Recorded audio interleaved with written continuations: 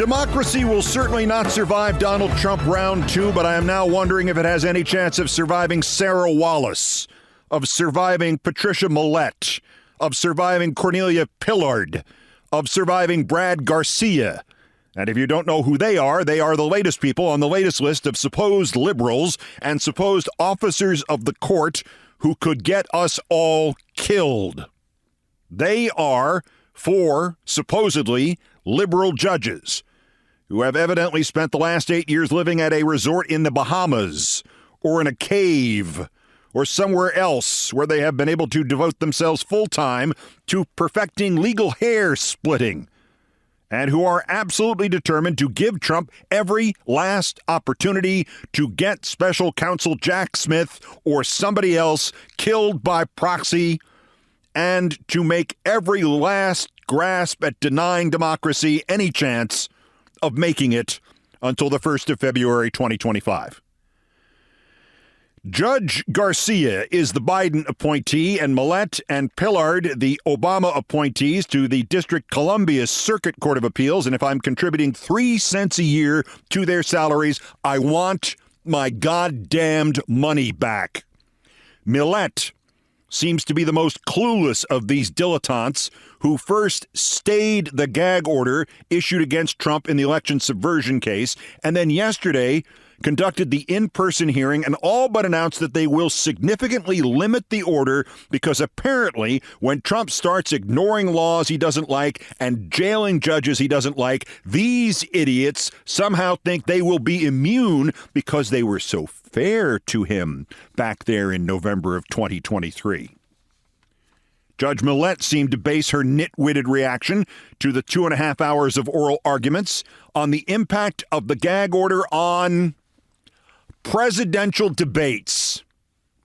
He has to speak mismanners while everyone else is throwing targets at him. It would be really hard in a debate when everyone else is going at you full bore. Your attorneys would have to have scripted little things you can say. This is a judge.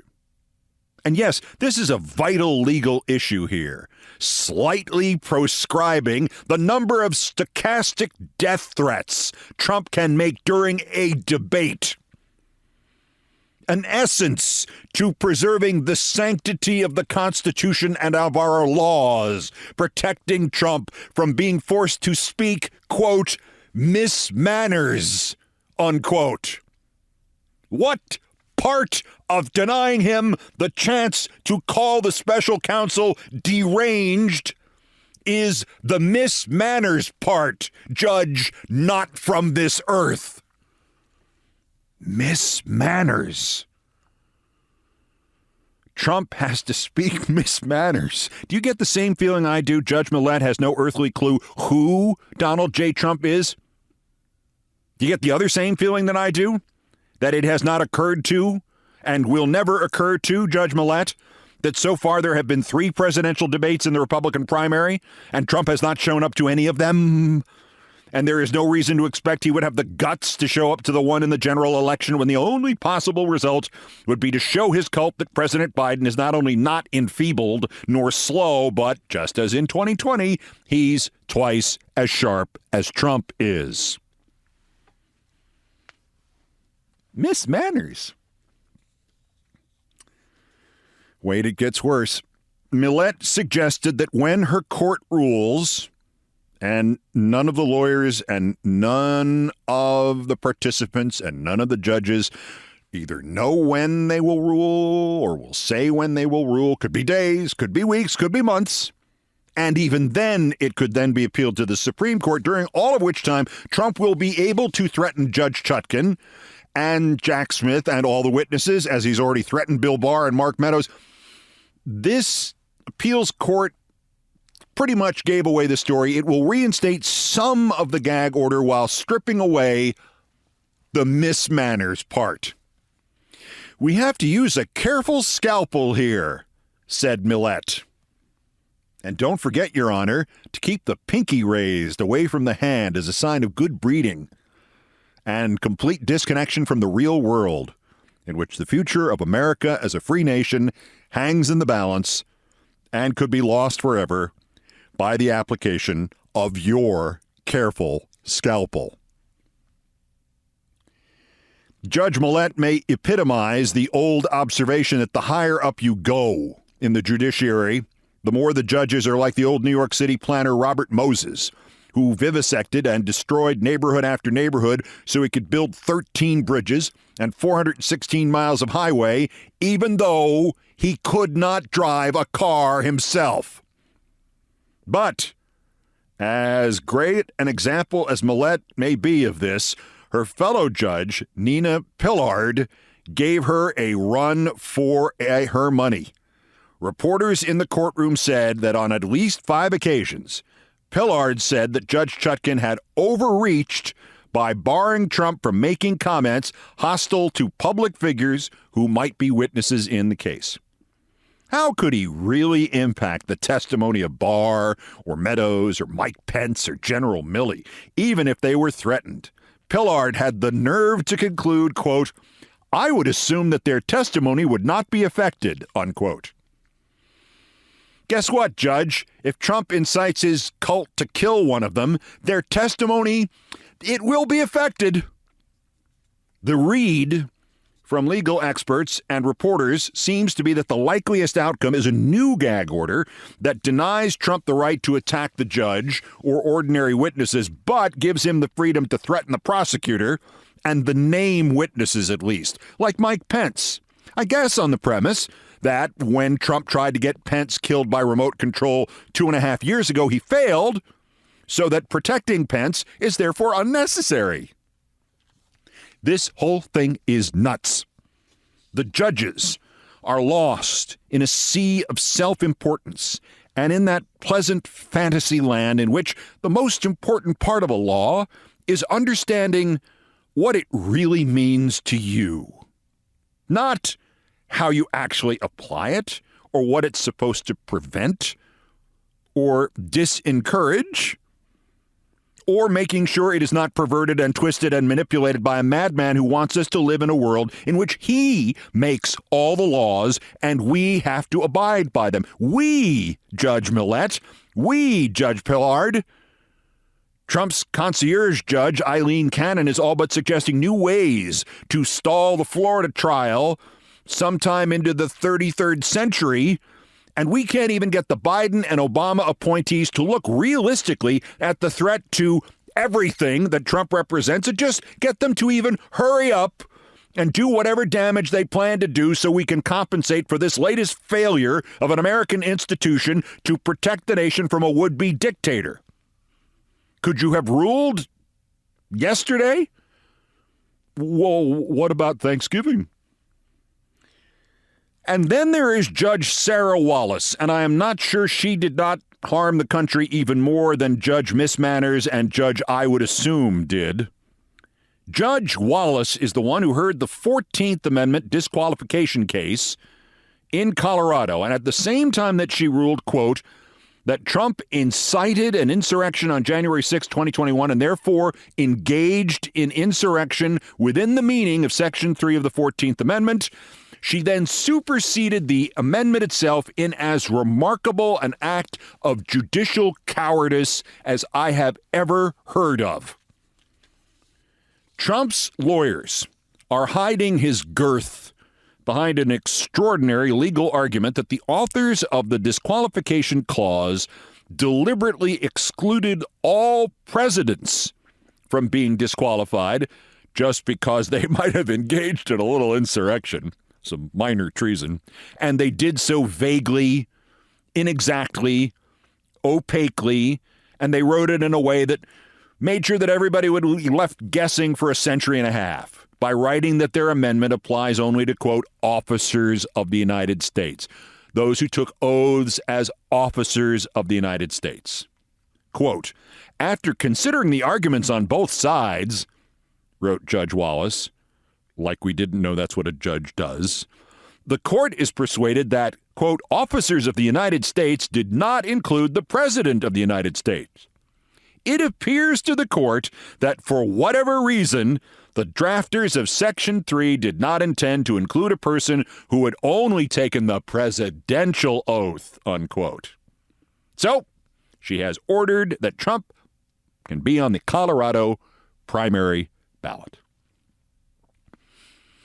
Now, this is some serious bullshit right here. Bullshit they keep under glass with red letters on the glass saying, for use in emergencies where the how many angels can dance on the head of a pin bullshit is insufficient.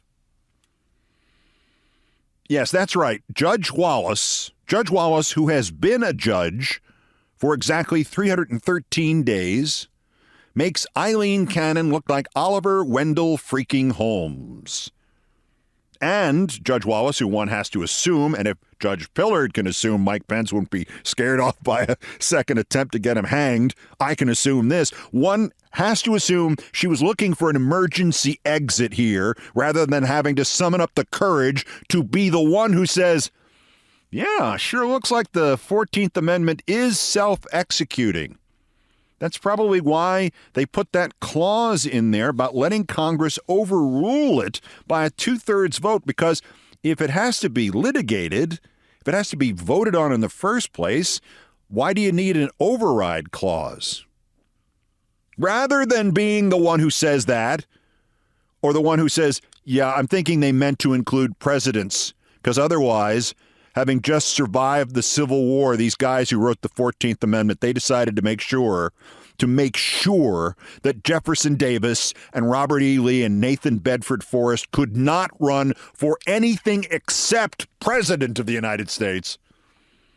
Rather than showing guts and some concern for the future of the country she happens to live in, Judge Wallace folded. And now she won't get the death threats.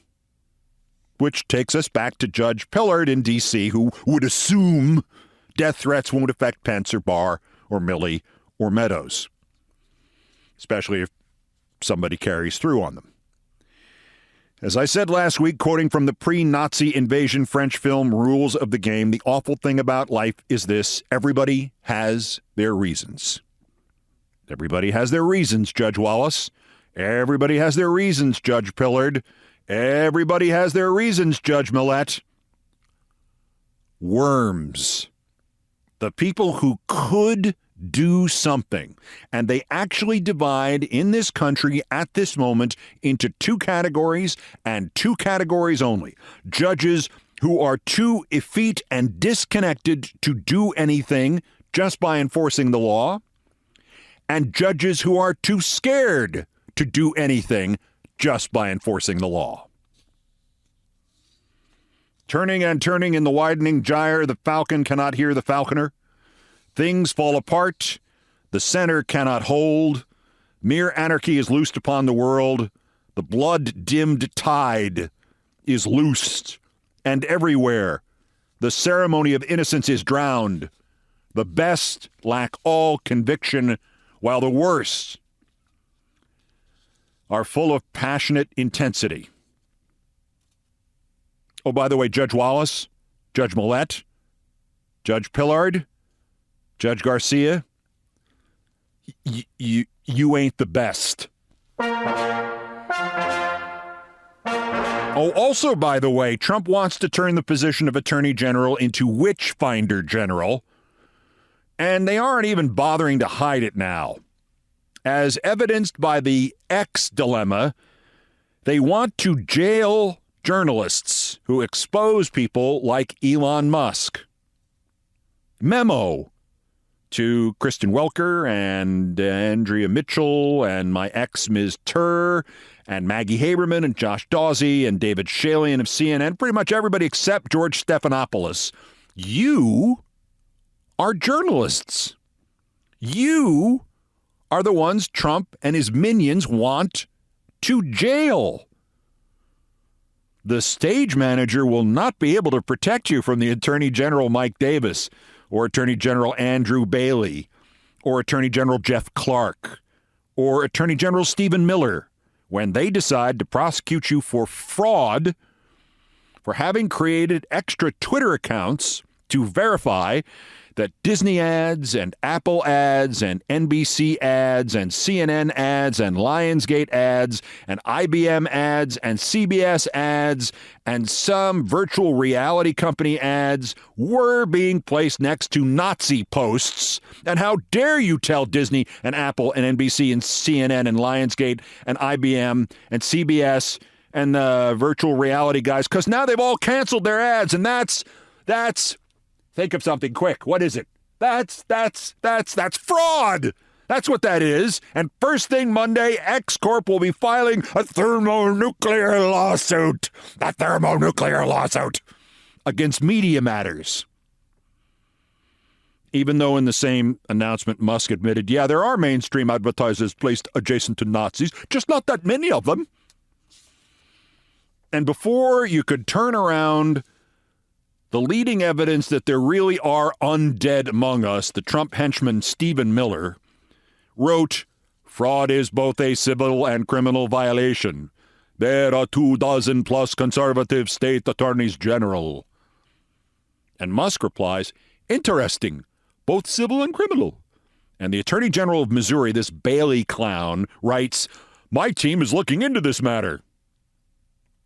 They want to put reporters in jail for reporting the truth. Memo, Kristen, Andrea, Katie, Maggie, Josh, David, pretty much everybody except George, they want to put you in jail for reporting the truth. How much more obvious do you need them to make it? Whether you are active against Trump or you aren't, these lunatics are going to treat you as if you have been active against Trump. You are already guilty. There is no way back. You might as well get some shots in self-defense before this Mike Davis fulfills his promise to stuff all of Trump's, quote, enemies, unquote, into Gitmo. Did anybody notice this? I feel like I'm taking crazy pills.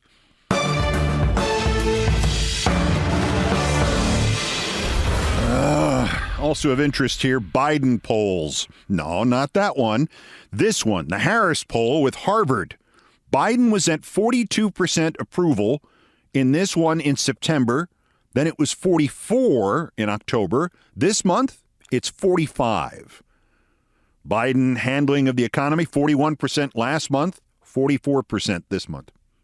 Look, polls are vague extrapolations of reality, and we live in a time in which the President of the United States exists largely for people to blame. But if those two numbers are actually growing 1.5 points per month for Joe Biden, by March, his approval rating will be 51%. And then, where will all the pundits be? Also, Biden pardons Trump. Oh, I'm sorry, I misread that. Sorry, Biden pardons Thanksgiving turkey. And once again, democracy has survived to this point, not by the efforts of those of us who are trying to preserve it, but from the stupidity of those trying to destroy it. And boy, oh boy, is Senator Mike Lee of Utah stupid. He's got a new January 6th gaslighting going, but in this one, just as in Mike's brain, the pilot light is turned off. That's next. This is Countdown.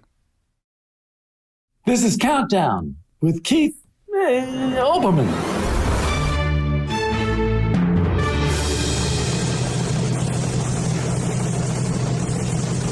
Postscripts to the news. Some headlines, some updates, some snark, some predictions.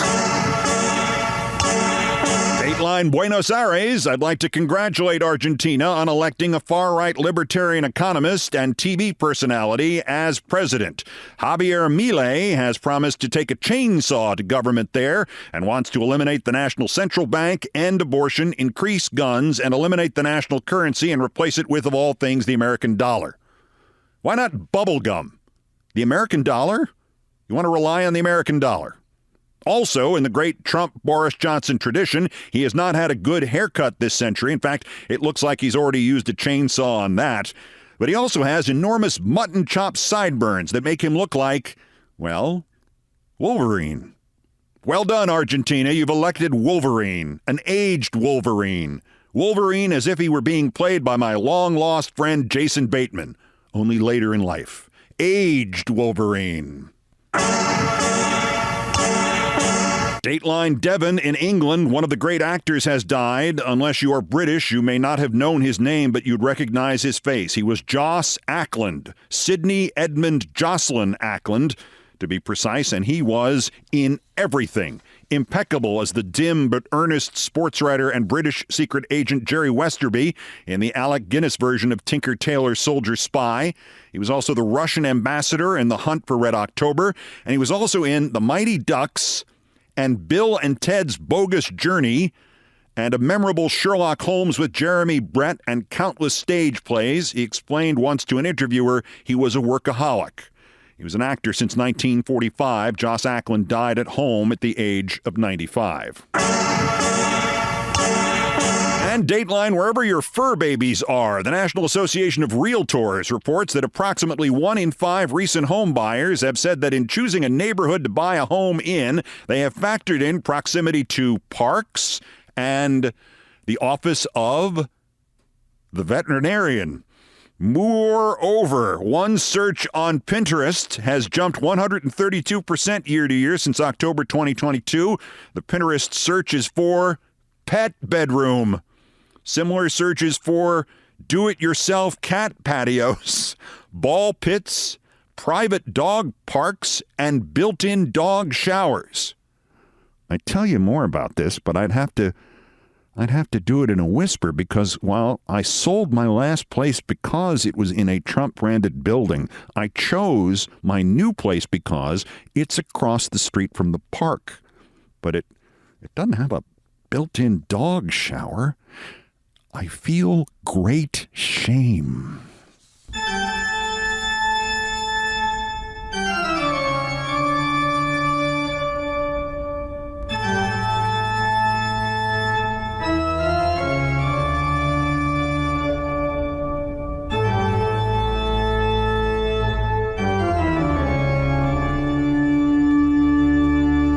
Still ahead of us on Countdown, the 1992 baseball expansion draft, how I anchored it all day, and how a Baseball Hall of Famer working the show with us on ESPN skipped the day before final rundown meeting by pretending he thought the meeting started at 9 p.m. instead of 9 a.m., and he pretended to be at a golf course hours away, even though it was 30 degrees out, and he was telling us that from his room in the hotel. Next in Things I Promised Not to Tell. First time for the daily roundup of the miscreants, morons, and Dunning-Kruger effect specimens who constitute today's worst persons in the world. Worse, Fox News. For the longest time, we all thought that the error-ridden graphics department was just made up of the proverbial monkeys pounding away on the proverbial typewriters for the proverbial million years. After 25 years, though, I'm beginning to suspect otherwise. During a report on special operations members killed in a recent crash, the on-screen banner at the bottom of the screen read that they were, quote, in elite unit that helped kill Osama bin Laden.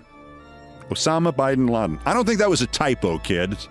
By the way, yes, it could have been worse, far worse. Fox could have typed in elite unit that helped kill Obama bin Laden. Worser, Moms for Hitler Liberty, the group that quoted Hitler to rationalize its own attempt to harass and endanger librarians and teachers around the country on behalf of vigilante fascism. From the Philadelphia Inquirer, the Moms for Hitler Liberty faith-based outreach coordinator for the Philadelphia chapter is a registered sex offender. Philip Fisher Jr. insists he did nothing wrong, which is why he pleaded guilty to one of 12 charges filed against him in 2012 for felony aggravated sexual abuse of a 14-year-old boy in Chicago. He's a Republican ward leader, and he works for Moms for Hitler Liberty, and the coup de grace, he's a pastor. Pastor Fisher, I don't think that's what they mean by outreach. But our winner, Senator Mike Lee of Utah. Mike's a fascist, and if he's not an insurrectionist, he's an insurrectionist sympathizer. The good news is, as always, Mike Lee is not very smart. The actual insurrectionist, Derek Evans, the former West Virginia House Republican who was one of the January 6th thugs, posted a still from some of the cherry-picked video they think they can completely gaslight America with. It's of a guy in the halls of Congress during the coup attempt that he's got a MAGA hat on and something in his left hand, and Evans is convinced he knows what it is. Quote, "Is this person flashing a badge? If so, this would prove there were undercover federal agents disguised as MAGA," unquote. First off, no, it wouldn't. I have a badge, too. It was my grandfather's New York City firefighter's badge. Doesn't make me a federal agent or a firefighter or a firefighter. Incidentally, maybe a fatter firefighter. Anything further, Father? Incidentally, I think somewhere I still own my deputy dog badge that I got for my birthday when I was 4. Does that make me deputy dog? Secondly, okay, walk me through why an undercover agent trying to set off a fake insurrection would blow his cover by flashing his badge in the middle of it. None of this occurred to Senator Mike Lee, moron.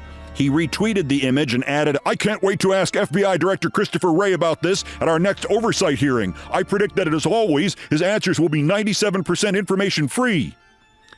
Then it turned out that the guy holding the, quote, badge, unquote, had long since been identified. His name is Kevin Lyons, and he's from Chicago, and we could ask him about the, quote, badge, unquote, that Mike Lee thinks he's flashing, except Kevin's in the big house right at the moment, sentenced last July to 51 months in prison for stealing cash and a framed photo of John Lewis from Nancy Pelosi's office during the coup attempt. Oh, and filming himself doing it. And the badge? Kevin Lyons is shown flashing it throughout the video on January 6th, inside, outside, all over the place. It's not a badge. It's a vape pen. He was vaping, which means he was a secret undercover agent for Big Tobacco. You picked a winner for your conspiracy theory, Senator Lee. Please ask FBI Director about this one. Please, I'm begging you to ask him. Mike Lee, the esteemed senator representing the great state of denial. Today's worst person in the world!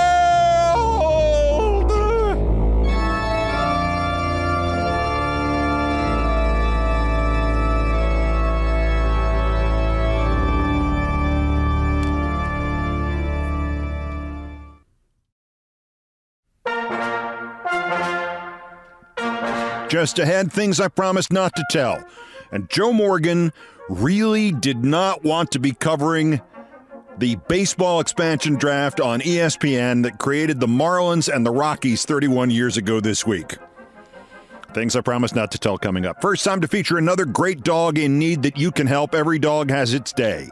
Milo, a young, ordinary-looking white mutt with a big brown patch, was found on the streets of Spring Hill, Tennessee, by the folks at House of Strays. There was a grotesque tumor. It was bleeding. It's cancerous, and the first thought was euthanasia. But he's a sweet dog. He was eating like crazy. He wants to live. Early chemo results have been excellent, promising. Now House of Strays needs the money to keep them going.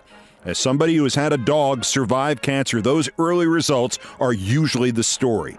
Let's invest in Milo. Make a contribution to him if you can at cuddly.com, or have I tweeted the link on my regular and dog accounts on Twitter. Retweeting can help him. Milo thanks you, and I thank you.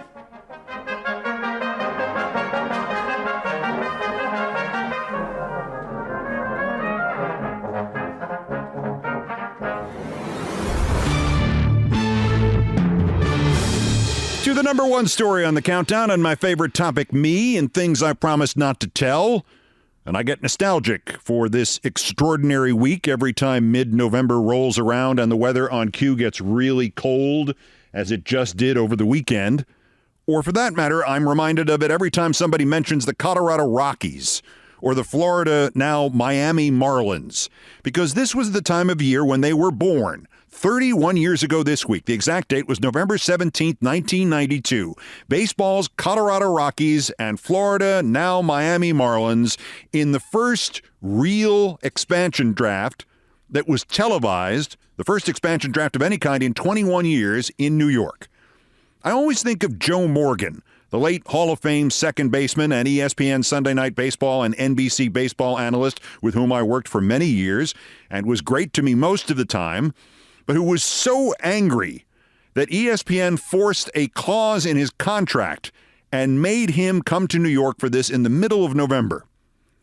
The morning of the final run-through, which was November 16th, I guess, the phone rings at 9 a.m. and the executive producer, Jed Drake, answers it, and we, 30 of us or so in the room waiting for Joe to show up, hear this. Hi, Joe. Oh, no, really? No. The final meeting started at 9 a.m., not p.m. That's right. It was a morning meeting. That's what it says. It's the morning rundown meeting. It's right now. We're waiting for you. Oh, no kidding. In New Jersey, you say? You're in New Jersey playing golf?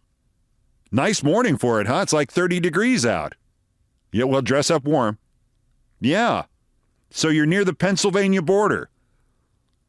And you'll be happy to come back? Well, no, I suppose not, Joe. No, it doesn't make sense for you to drive back 2 hours. We'll probably be done before then. You're right. Yeah, the broadcast starts at 10 tomorrow. 10 a.m. Right, Joe. Yeah, I'll give everybody your best. Thanks, Joe. He put the phone down and the room erupted in laughter. And then Jed said, by the way, the phone ID, the caller ID, that call came from Joe's room in the hotel. The room erupted in laughter. Somebody shouted, the call came from inside the house. The room erupted in laughter again. Anyway, the next day was the actual expansion draft, the Rockies and the Marlins and Joe Morgan. And let's see, John Miller was there and Dave Campbell and Chris Myers and Peter Gammons. And there were like 20 of us covering this. I think we had more announcers than there were players chosen. And Joe made it, and I anchored it, and I anchored it all day. And before it started, I was able to figure out who the first pick was going to be, and I wasn't proud of it then, how I confirmed the story, but I did it. It wasn't planned. It didn't do any real harm. And then what followed it was one of the weirdest things I've ever experienced in broadcasting. The draft and our interminable broadcast, I got on the set before it was light and left after it got dark, took place in the Marriott Marquis Hotel in Times Square in New York on November 17, 1992. And not only were we on the air, Peter Gammons and Ray Knight and me at the anchor desk from like 10 in the morning until 10 at night, but the three of us, plus dozens of staffers, had been sequestered to prepare in that hotel for almost the entirety of the previous week. They didn't even want us leaving the hotel. Moreover, Gammons and I and others had been meeting for an hour or so every Tuesday since August to go over the thousands of possibilities of who would be eligible for this draft, who would not, and who would likely to be taken. Our preparation was like a real-life version of the apocryphal story of the ancient king assembling scholars to study for years to find him one phrase that was true and usable in any circumstance. Well, by the time November rolled around, we had had so many of these meetings that I was dreaming the names of 100 possible minor leaguers they might draft off the New York Mets. Future Hall of Famer Trevor Hoffman was selected in that draft. We talked about him. So were later Yankees and Phillies manager Joe Girardi and two other future Major League managers, Brad Ausmus and Eric Wedge. Then it's a pretty quick fall off to the Ryan Hobblitzels and Andres Barrowmans, who were selected in the draft. Anyway, maybe on the Sunday before the actual draft, which was on a Tuesday that year, Peter Gammons found out that the guy the Florida Marlins really wanted was a minor league outfielder who had been left exposed by the Toronto Blue Jays named Nigel Wilson. But the number one pick by the Colorado Rockies was still uncertain. Since August, we had figured the Rockies would take the best pitcher available and that would be whichever one of 3 or 4 guys the Atlanta Braves did not protect. Then, as now, they had a lot of good young pitchers. The two likeliest possibilities that they were going to have to expose were named Kent Mercker and David Need. So early on Monday, somebody I knew in the Rockies organization confirmed to me off the record that their franchise had decided on taking the Atlanta pitcher. And when I said which one, he laughed and said, Scap for it, which was something we used to say on the playground when I was a kid when we wanted the other kid to have to search for something, like a dropped coin or a marble or the homework answers. Then another source told me that the Braves, in deciding on the Atlanta pitcher, well, they had chosen to protect Kent Mercker, but not to protect David Need. And so I asked our researcher at the draft, Vinny Vasallo. Vinny's a stat man, who I mentioned 10 days ago after he passed away. I asked Vinny to see if there was some way he could find the phone number for David Need's family in Texas, I think it was. And, of course, Vinny found the number. And I knew the Rockies were going to have whoever they were going to pick first in New York with us for the announcement on Tuesday morning. So if David Need was still at his parents' home in Texas or wherever it was at 5 p.m. Monday local time, he was really unlikely to be in New York before 10 a.m. Tuesday. They would not cut it that close. So I took the phone number Vinny got for me, and I called, and a young voice answered. His younger sister, maybe a tween, 10, 11, something like that. And I asked, is David there? And she said, no, he's not. Can I take a message? And that's when it came to me. Some kind of evil repertorial instinct, which made me say, oh, I'm sorry I missed him. Did he already get on the plane for New York? And she said yes. Before I had finished thanking her, I began to feel a guilt that I have retained to this day. Still, a scoop is a scoop. We were there to cover the expansion draft, and I sure had covered it. A Rockies source said they were taking the Atlanta pitcher. An Atlanta source said the Braves had not protected David Need. A Need family source had said he was already on the plane to New York. At the last big staff meeting in a conference room in the hotel, just before dinner on Monday, we all agreed ESPN had learned that David Need would be the first player chosen in the 1992 expansion draft, and Nigel Wilson would be the second. And this being 30 years ago, we sat on all that.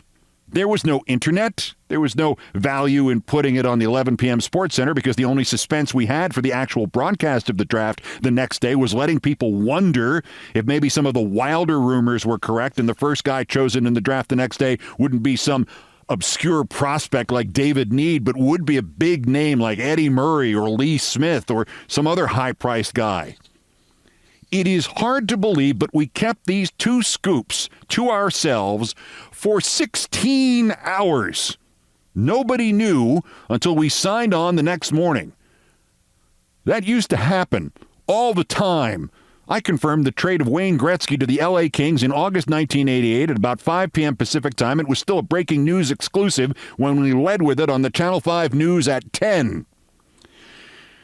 However, there was a fairly new ESPN correspondent who was with us in the New York hotel representing ESPN Radio, and I think she is still with the company, so I will leave her name out of it because I really think in retrospect, she just had no idea this wasn't what all of ESPN management had wanted her to do. And she listened very carefully to Gammons reporting to the group that he'd figured out and was going to report that Nigel Wilson was the first choice of the Marlins, and me reporting to the group that I'd figured out and had figured out was going to report by deceiving David Need's kid's sister. And then she said, this reporter did, excuse me, I don't want to just walk out of the room, but I'm just leaving to go back to my room and phone all this into ESPN Radio so we can put it on the air right away. As in a movie, several dozen heads turned towards her, each with a look of astonishment on it, except for one or two guys who just assumed she was kidding. They laughed.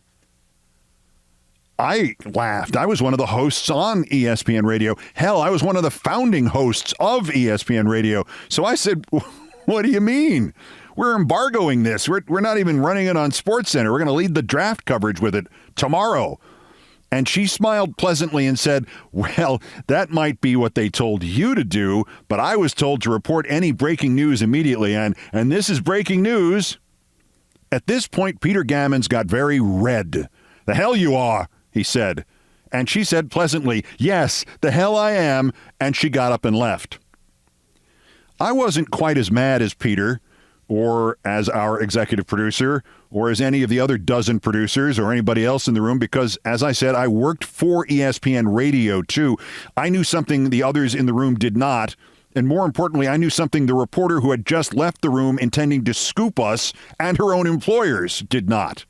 But I had to make sure, as the producers began to say things like, follow her, and stop her, and fire her, I said, just wait. Let me call the general manager of the radio network first. I did. He was in the hotel. He never missed an opportunity like that. I explained the situation to him.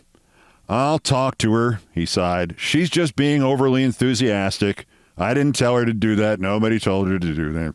And I asked him if there were any special reports or anything that she could be filing somewhere. In other words, she went back to her room to call this in to go on the ESPN radio network and report it before we could. Nope, said the general manager. Same schedule as ever.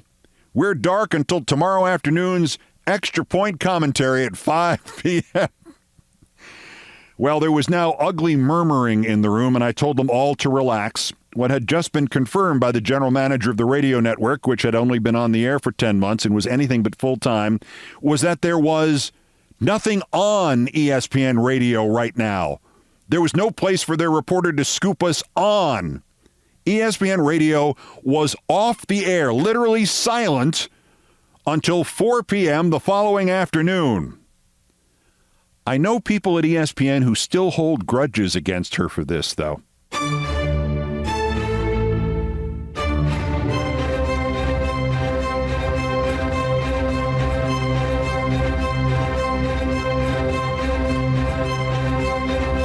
I've done all the damage I can do here. Thank you for listening. Countdown has come to you from the Vin Scully Studios at the Olbermann Broadcasting Empire in New York. Countdown musical directors Brian Ray and John Philip Chanel arranged, produced, and performed most of our music. Mr. Chanel handled orchestration and keyboards. Mr. Ray was on guitars, bass, and drums. It was produced by TKO Brothers. Other music, including Other Beethoven, was arranged and performed by the group No Horns Allowed. The sports music, courtesy of ESPN Inc., it was written by Mitch Warren Davis. We call it the Olbermann theme from ESPN 2. Our satirical and pithy music comments are by Nancy Faust, the best baseball stadium organist ever. Our announcer today was my friend Larry David. Everything else is pretty much my fault. That's Countdown for this, the 1049th day since Dementia J. Trump's first attempted coup against the democratically elected government of the United States. Convict him now while we still can. The next scheduled countdown is tomorrow, bulletins as the news warrants. Till then, I'm Keith Olbermann. Good morning, good afternoon, good night, and good luck.